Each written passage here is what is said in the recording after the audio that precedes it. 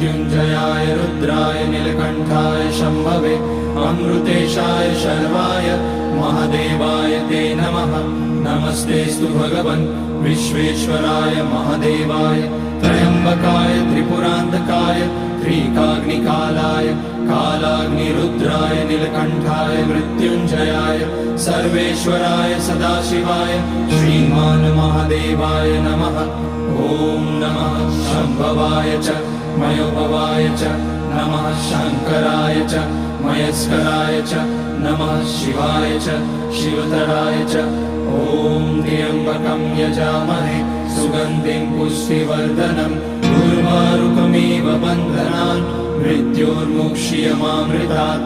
नागेन्द्रहाराय त्रिलोचनाय भस्माकराय महेश्वराय नित्याय शुद्धाय दिगम्बराय तस्मै नकाराय नमः।